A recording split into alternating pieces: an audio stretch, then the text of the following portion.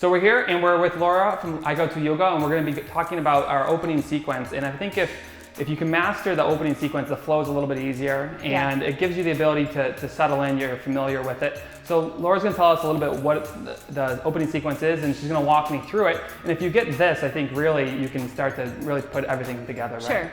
We'll start off on the right foot. So go ahead and we're going to start at the top of our mat. We're going to come into a sun salutation. So we do a kind of a little different sun salutation than a pure yoga sun salutation. It kind of flows a little easier for us. So you're going to start with your feet planted right underneath where your hips would land, like where you plant when you run. Bring your arms up overhead. And the breathing with this too, right, is breathe in and come up. Yep. And as an exhale, fold forward. And then you're going to inhale in a halfway lift. So you're going to bring your hands right below the knees and lengthen through the spine. And I think key here, right, is to try to straighten the spine and not sitting Not be rounded, right. Pose. And then we're going to exhale. We'll start with the left foot behind you into a lunge. The arms sweep up overhead. The heel is lifted in your lunge. We're going to bring the hands to the mat and step back to down dog. So we're going to hang out here for a moment. You have your fingers spread wide, and the weight of your hand is a little more centered into the thumb and the index finger. Try to keep your feet parallel. And if you want, you can alternate lifting one heel then the other, just to kind of stretch through the calves initially. From here, we're going to shift forward into plank. So that's basically the top of your push-up. Your shoulders are over the elbows, elbows over the wrists. You keep the stomach drawn in, and you're going to have your, you keep the hips a little bit low.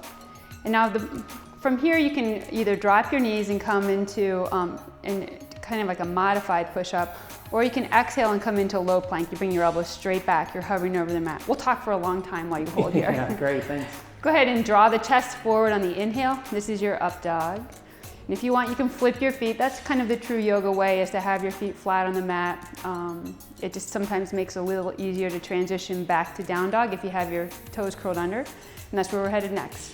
You can either add a little push up here if you want, and then lift into down dog. Relax your head in between your elbows. The neck is nice and long.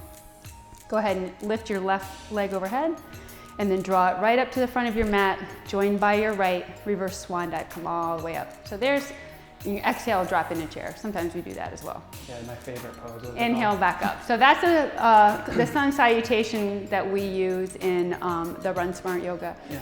And if you figure that one out, we always start pretty much each sequence with that.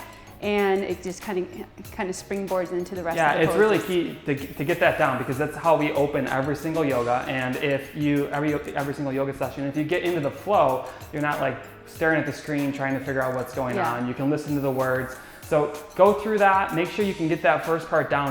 It'll pay off, so you know exactly what's going on, and it gives you a good flow into the rest of the workout. Right, and syncing your movements with your breath is important. You inhale into one move and you exhale into the other. Yeah, and I find that takes a little bit of practice, but as you go through it, you can definitely get that. Yep. Okay.